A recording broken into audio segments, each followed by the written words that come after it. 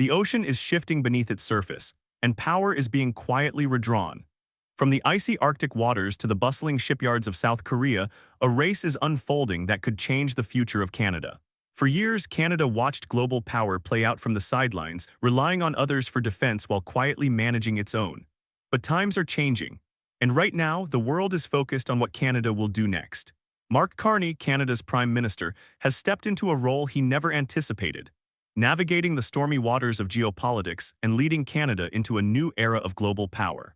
In October 2025, Carney made headlines in South Korea, visiting one of the world's most advanced submarine shipyards. His mission? To begin the process of modernizing Canada's defense industry, a multi-billion-dollar initiative that will set the stage for Canada's defense posture in the 21st century. This wasn't just a trip to observe, it was a clear message. Canada is ready to take its future into its own hands. For decades, Canada's military has been defined by peacekeeping and a reliance on its allies for defense. The idea of Canada building a modern submarine fleet seemed far-fetched, even indulgent. After all, with a long history of procurement scandals and budgetary challenges, many believed Canada couldn't afford such an ambitious project. But the world is no longer the same, and neither is Canada's position in it. The Arctic sea routes are opening up, Russian and Chinese naval activities are expanding, and global powers are watching with interest. The time has come for Canada to invest in its own future. In 2025, Carney announced the acceleration of the Canadian Patrol Submarine Project, a bold move to replace the aging Victoria-class submarines that date back to the 1990s. This wasn't just about replacing old equipment, it was about building the future of Canada's defense. At the center of this transformation is Hana Ocean, once known as Do Shipbuilding, which has emerged as a global leader in submarine construction. Their diesel-electric and air-independent propulsion systems have impressed naval forces worldwide. And now Canada is eyeing these cutting-edge technologies for its own fleet. The stakes are high. These submarines will protect Canada's vast coastline, track adversaries, and defend the nation's sovereignty in an increasingly unpredictable world. This deal is more than just about military hardware. For a country with the longest coastline in the world, having modern submarines isn't a luxury, it's a necessity. The world's oceans are changing, and Canada must adapt. The submarine project signals a dramatic shift in how Canada views its own place in global geopolitics, one that is no longer defined by dependence on other powers but by the strength of its own capabilities. In October 2025, Mark Carney took a monumental step in Canada's global defense strategy with his visit to South Korea. The timing couldn't have been more significant. Canada's aging fleet of submarines, some dating back to the 1990s, was in dire need of replacement. But this wasn't just a ceremonial visit. Carney's trip to the shipyards of Hana Ocean, a global leader in submarine construction, marked Canada's most serious investment in its naval future in decades. Carney's presence in South Korea signaled a shift in Canada's approach to defense, one that moves away from traditional reliance on NATO allies, like the United States and the United Kingdom, toward diversifying partnerships with nations like South Korea. In doing so, Canada is no longer simply following the path carved by others, it's carving out its own role in an increasingly multipolar world. The deal Canada is negotiating with Hana Ocean isn't just about acquiring modern submarines. It's about securing cutting-edge technologies that align with Canada's need for strategic independence, especially in the harshest environments on Earth, the Arctic. For years, Canada's defense debates focused on peacekeeping or low-profile operations, but the world has changed. The Arctic sea routes are opening, and the geopolitical landscape is evolving rapidly. In this context, submarines, quiet, stealthy, and capable of operating under the most extreme conditions, are no longer a luxury. They are essential to protect Canada's national interests, from safeguarding its vast coastline to ensuring sovereignty over Arctic waters. Carney's visit wasn't about checking off a diplomatic box. It was a clear signal that Canada is stepping into a new chapter. It's a chapter defined by a commitment to its own defense and a strategy to build partnerships that reflect its true position in the world order. The world that Canada once relied on, an order shaped by post-war diplomacy and anchored in U.S. leadership, is rapidly transforming. Protectionism, technological competition, and the rise of new regional blocs have begun to rewrite the rules. In the face of these shifting global realities, Canada's foreign policy is undergoing a dramatic shift. Under Mark Carney's leadership, the country is pivoting toward the Indo-Pacific, a region where economic growth, security risks, and geopolitical rivalries now converge. Carney has been outspoken about the need for Canada to diversify its alliances. While Canada will never abandon its close ties with the United States, it is clear that Carney believes the future of Canada's security and prosperity lies in expanding its global partnerships. In Seoul, Carney reinforced this message, meeting with President Lee Jae-young to discuss defense cooperation, trade, and energy transition. The goal was clear: deepen Canada's ties with a rising Asia while maintaining strong relationships with traditional allies. This pivot eastward is not just about defense. It's about securing access to markets and investments in one of the world's most dynamic regions. Asia is where the future of global demand is being shaped, and Carney is positioning Canada to benefit from this transformation. But this strategy requires a delicate balance. On one hand, maintaining the strength of Canada's relationship with the U.S. On the other, navigating the rising influence of China, Japan, and the Southeast Asian nations. The emphasis on friendship diversification reflects Carney's pragmatic approach to global relations.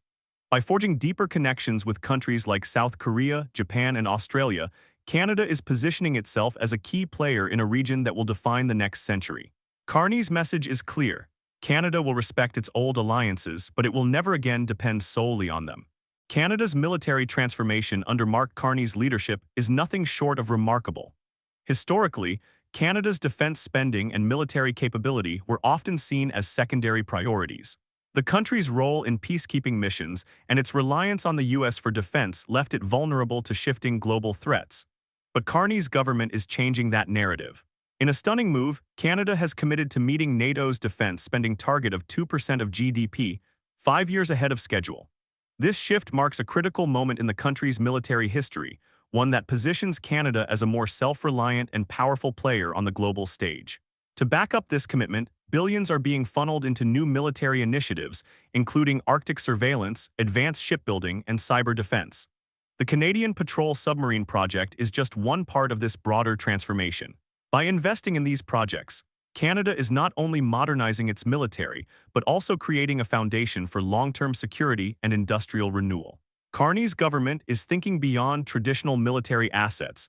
It's looking at a comprehensive defense ecosystem that involves Canadian tech startups, universities, and defense contractors working together to create cutting-edge technologies that can be deployed in real-world scenarios. For Carney, defense spending is about more than just weapons. It's about building Canadian capacity, creating jobs, and fostering innovation within the country's borders. His strategy is clear. Canada must build not only its military strength, but its technological and industrial expertise. By doing so, the country can forge stronger relationships with allies while standing independently on the world stage. But the road to this transformation isn't without its challenges. Opposition parties question whether these rapid increases in defense spending might strain Canada's budget or delay social programs. Critics argue that shifting procurement to new international partners could complicate Canada's military bureaucracy. Still, for Carney's supporters, this is the kind of bold, long-overdue move Canada needed to secure its place in a rapidly changing world. The Arctic is transforming faster than anyone predicted. Once a frozen, remote wilderness, the region is now opening up, revealing vast new opportunities and dangers. Sea ice, which once covered the region year-round, is retreating to record lows, and the Northwest Passage, the elusive shortcut across the Arctic, is now open for longer periods each year. This dramatic shift is not just an environmental change, it's a geopolitical one. And for Canada, which claims the longest coastline in the world and borders the Arctic Ocean, it's a challenge that cannot be ignored. Carney's focus on the Arctic is clear. Canada must assert its sovereignty in this rapidly changing environment, ensuring that it has the necessary resources and technologies to govern the region effectively. The stakes are high. The Arctic is becoming a critical shipping route, and whoever controls reliable navigation and surveillance will control much of the future governance of the region. Russia and China have already started to expand their presence in the Arctic, making it an area of strategic competition. If Canada is to maintain its claim to Arctic sovereignty, it must ensure that it has the technological edge. The Canadian Patrol Submarine Project plays a key role in this vision. These submarines won't just defend Canadian waters. They'll be able to operate silently beneath the polar ice, providing Canada with the ability to monitor changes in the environment and respond swiftly to emerging threats. These submarines will be equipped with sensors capable of detecting environmental changes, providing Canada with a vital intelligence-gathering tool in a region where traditional surveillance methods are limited.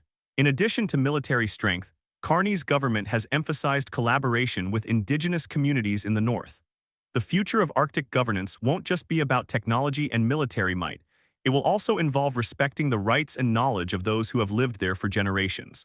By working closely with indigenous communities, Canada is ensuring that its Arctic strategy is inclusive, sustainable, and reflective of the region's long history. As Canada moves toward a new era of defense and global engagement, Mark Carney's vision is becoming clearer. The nation must stand on its own terms. The decisions made today are not just about military hardware or strategic alliances, they're about redefining Canada's role on the world stage for generations to come. The shift away from peacekeeping as Canada's central defense strategy is not an abandonment of international cooperation, but a recognition that in a changing world, strength must come from within. Carney has consistently emphasized that Canada's future must be built on both economic prosperity and defense preparedness. For too long, Canada has relied on others to safeguard its security. In an era of unpredictable global dynamics, it's no longer enough to hope for protection from allies.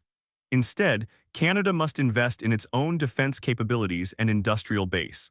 This means modernizing military assets, such as submarines and surveillance systems, but it also means investing in the technological innovation and workforce that will sustain Canada's defense industry for the long term. This strategic shift is already being reflected in Canada's defense spending priorities.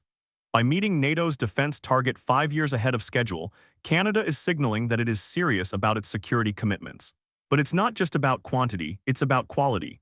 By focusing on high-tech defense capabilities, such as cyber defense, advanced shipbuilding, and Arctic surveillance, Canada is ensuring that its military is not only capable but also cutting-edge. For Carney, defense spending is inextricably linked to Canada's broader economic health.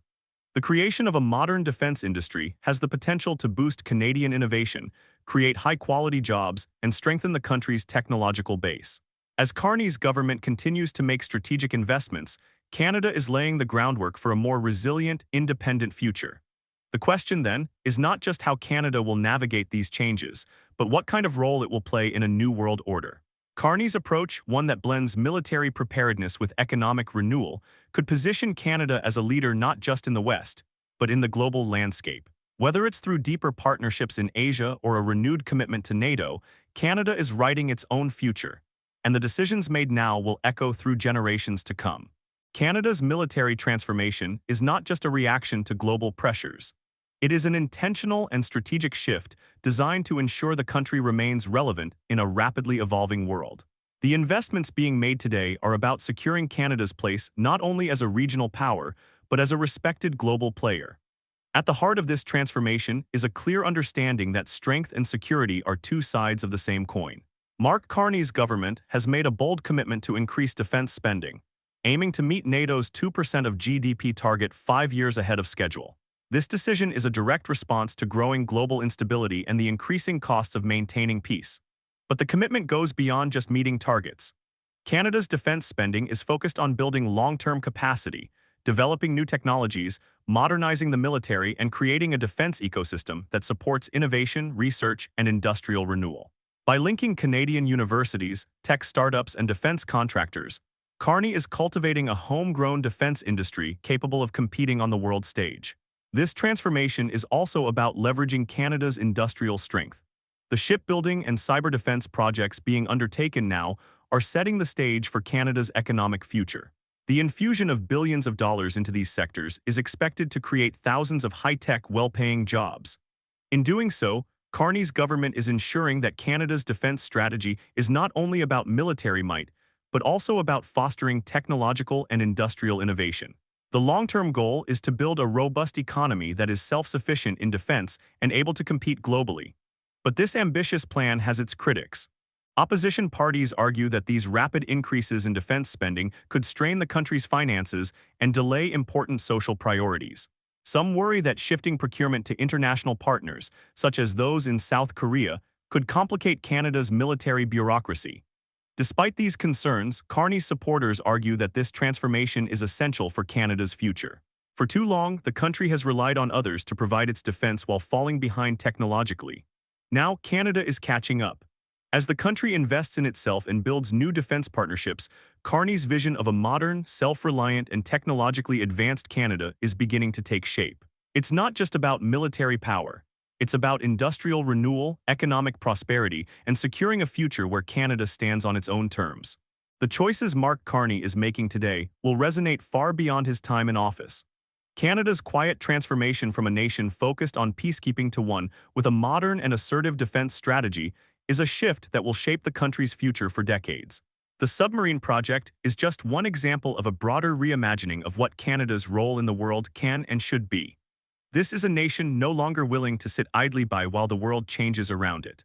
Instead, Canada is asserting itself on its own terms, ready to defend its interests and take a leading role in global affairs.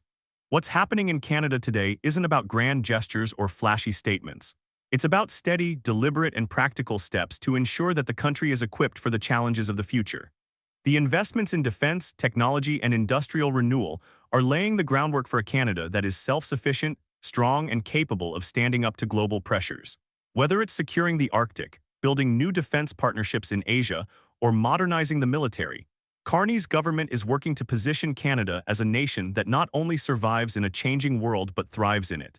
For Canadians, the decisions being made now will determine the country's place on the world stage for the next generation. The shift away from reliance on others, especially the United States, marks a pivotal moment in Canada's history. Carney's strategy of friendship diversification signals that Canada will respect its traditional allies, but will never again place all its trust in them. Instead, Canada will expand its network of partnerships, building new relationships in Asia and strengthening its position as a player in global security and trade. The road ahead won't be easy. There will be challenges along the way, from opposition to defense spending to the complexities of international procurement. But one thing is certain, Canada is no longer waiting for the world to dictate its path. It is carving out its own future, one based on strength, innovation, and the determination to thrive in an increasingly uncertain world. Whether you agree with Carney's policies or not, there's no denying the impact of the decisions being made today. As Canada steps boldly into this new era, the choices made under Mark Carney's leadership will echo through the generations. The nation that once watched global events unfold from a safe distance is now positioning itself to actively shape the future. With its strategic investments in defense, technology, and industrial renewal, Canada is not just reacting to the changing world, it is helping to define it. The submarine project, the expansion of military capabilities, and the pivot toward the Indo-Pacific are all part of a larger strategy to ensure Canada remains relevant and resilient in an unpredictable world. Carney's careful balancing act between strengthening ties with traditional allies like the United States and forging new relationships in Asia speaks to a broader vision of Canada's place on the world stage. It's a vision grounded in the belief that strength comes not just from alliances, but from the nation's own capacity to innovate, adapt, and lead. The decisions made today will shape the future of Canada's defense and foreign policy for decades to come. Whether Canada will emerge as a dominant power in the Arctic, an influential force in the Indo-Pacific, or a model of self-sufficiency and innovation in defense remains to be seen. But one thing is certain. Canada's quiet transformation is well underway, and the world will be watching. The path ahead will be filled with challenges, but it's a path that Carney and his government are clearly ready to navigate. Canada's future is not being left to chance. It's being carefully built, step by step, with a steady hand on the wheel. As the world continues to change, Canada is not just keeping up, it's setting the course for the future.